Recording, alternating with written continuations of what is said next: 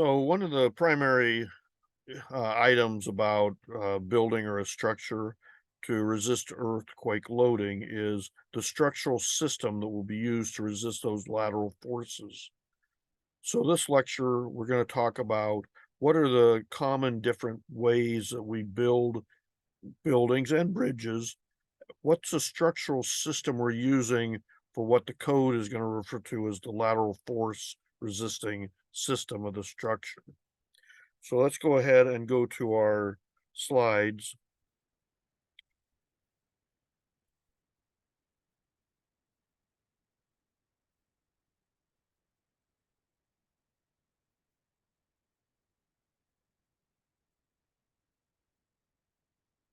And I want to describe what the common structural systems are that we use in building design, but also similar structures are used in bridge towers also.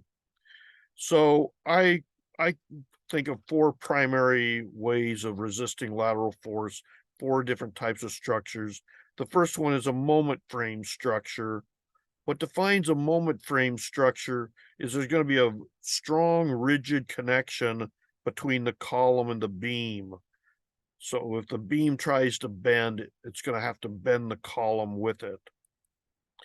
That connection is going to be very strong, very rigid to be able to transfer moment from the beam to the column. A braced frame system, probably the easiest to identify or understand, is essentially identified by these diagonal braces that go from one story level to another. If there's some kind of a horizontal force trying to push that story sideways, that brace is going to either resist that movement in tension or in compression and be able to resist any force being applied. Shear walls are essentially large, solid walls located somewhere in the building, either on the perimeter or on the interior.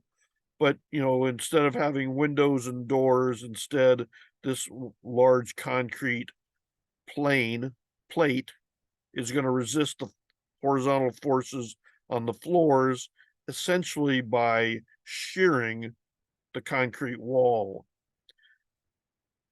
Usually, shear walls are going to be identified as a rather long in one direction, relatively thin in the opposite direction. Here's a shear wall building that's actually been damaged in an earthquake. You can see some of the cracking that's occurred in that exterior wall. Here's a shear wall building that's actually being prepared for demolition. They've actually taken out and punched large holes in the shear walls, so the building does start to collapse. There won't be any shear wall to resist the horizontal forces during the blast. Shear walls, especially concrete ones, are solid concrete walls. Really what's important is what's inside the wall. So I'm going to go through a quick series of photos here to describe how a shear wall is built and some of the key features we're looking for. So here's a steel frame building for gravity load, but they're going to use concrete shear walls to resist the horizontal forces. So let's see how this wall is being built. Down here on the bottom, the wall's has been finished. The concrete's been poured, it's hardened. It's essentially ready for whatever architectural finish will go on the outside of it.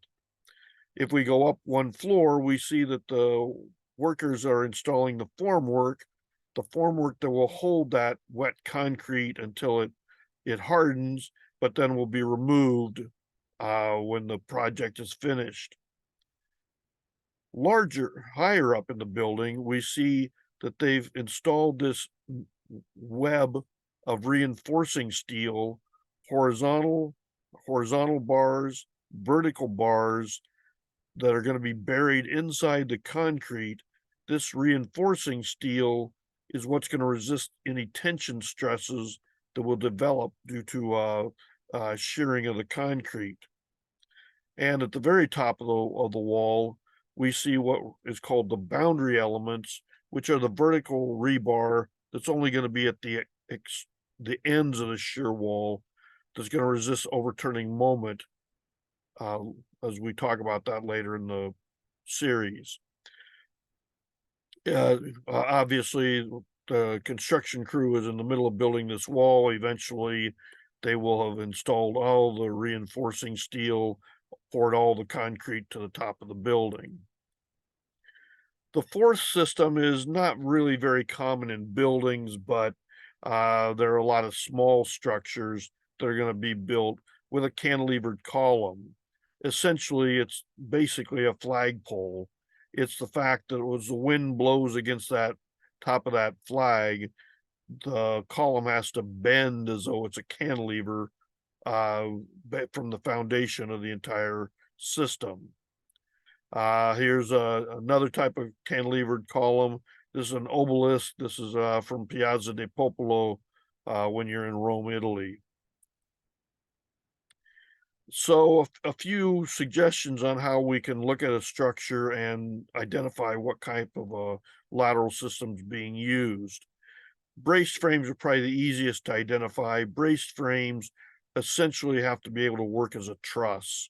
In other words, all the connections could be pins between the beams, columns, and diagonals. The structure is still going to be stable because of the truss action of those diagonals. Moment frames, they have to have a rigid connection between the columns and the beams. In structural engineering, we might refer to it as a Virandel truss. Now, that leads to the question of, well, what is a Virandel truss? Well, if you look at this bridge closely, you'll see that there are no diagonal members in the bridge. The only way this bridge can stand up is it's got to have moment connections between the vertical columns and the horizontal beams to resist the load that's being applied. It cannot work as a true truss. In other words, if we replaced all those joints with pin connections, the whole assembly would collapse. It's got to have some kind of moment resistance between various members to be able to resist, in this case, gravity loads or horizontal loads.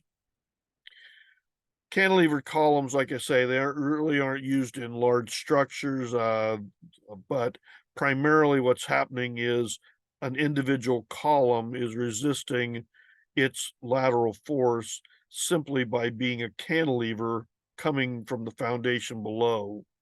If we think about the moment diagram, this is essentially a cantilever moment diagram. It's just that the cantilever is vertical, and a very large moment will have to be resisted by the foundation. Now, in reality, shear walls are kind of cantilevered columns because they are being cantilevered from the foundation. But what identifies a shear wall is the fact that in one plan dimension, it's going to be much longer than it is in the other. So it might be an 8-inch thick concrete wall, but it may be 15, 16, or 20 feet long. In reality, when you look at the stresses that are being developed in the wall, it's resisting a lot of that horizontal force, literally through shear to the foundation of the building. Now, it is more common to use certain materials to build certain types of structures. Moment frames are typically either steel or concrete. Braced frames usually are steel assemblies. It is possible to build one using heavy timber construction. Shear walls are probably either concrete in large heavy structures or timber in lightweight residential construction. Cantilevered columns can be made from almost any material, but all of them are rather inefficient. So 4 primary types of structural systems. Moment frames require a moment connection between some of the beams and some of the columns. Braced frames, we should be able to replace all the connections with pin connections and still have a stable truss. Shear walls resist lateral forces primarily through shear resistance of the wall, and cantilevered columns are essentially a vertical column cantilevered from the foundation. So in the next video, we'll talk about some other features of the structural systems that we often utilize.